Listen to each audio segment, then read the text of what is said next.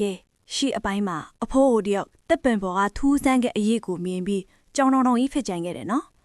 အဲ့ဒီညကအဖိုးကိုတညလုံးအိတ်မပျော်ဘူးဗျာငါမြင်လိုက်တာဘာကြီးလဲငါမျက်စိများမှားတာလားနဲ့တန်တရားတွေအပြည့်ပေါ့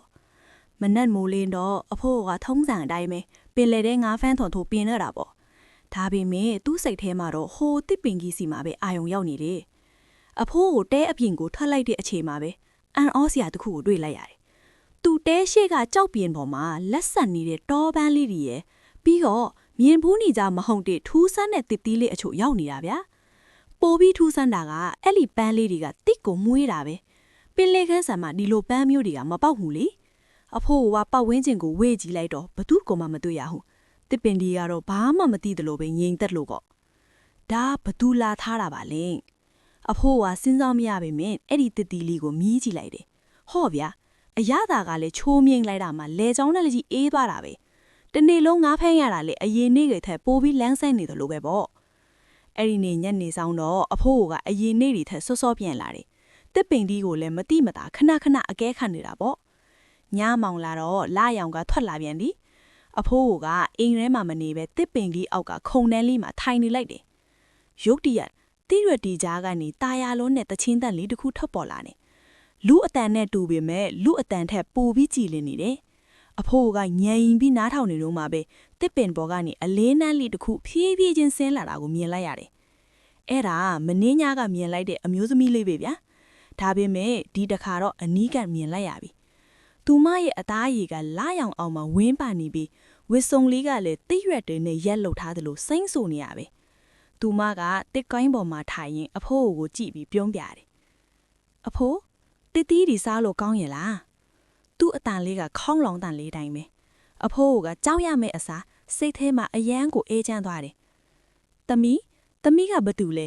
ဒီတစ်ပင်မှာနေတာလားအဖိုးကတုံတုံရင်ရင်နဲ့မေးလိုက်တာပေါ့သူမကခေါင်းလေးညှိပြပြီးတစ်ပင်ပေါ်ကနေမြေပြင်ပေါ်ကိုငှက်ကလေးတစ်ကောင်လိုတတ်တရရလေးဆင်းသက်လာတယ်သူမကအဖိုးရဲ့အနားကိုရှော့လာပြီးအဖိုးရဲ့ကြမ်းတမ်းနေတဲ့လက်ကိုခတ်ဖတ်ဖတ်လေးကင်လိုက်တယ်ကျမကဒီတစ်ပင်ကိုစောင်းရှောက်တဲ့နတ်သမီးပါအဖိုးကဒီအပင်ကိုအယမ်းချစ်တာကျမတိတာပေါ့အဖိုးရဲ့အထီးကန်နေတဲ့ဘဝကိုကျမအဖျော်ပြုချင်လို့ပါအဖိုးအုံမျက်ရည်တွေတောင်ဝဲလာတယ်ဗျနှစ်ပေါင်းများစွာအထီးကန်ခဲ့တဲ့သူ့အတွက်ဒီစကလုံးတွေကတိတ်ကိုနွမ်းထွေးတာပေါ့ဒီလိုနဲ့အဖိုးအိုနဲ့နတ်သမီးလေးတို့ဟာညအတိုင်းစကားတွေပြောပုံပြင်းတွေပြောရင်းနဲ့ခင်မင်သွားကြတာပေါ့ဒါပင်ပဲတရက်တော့အတန်ကနည်းနည်းလေးပိုရင်းနဲ့လာမယ်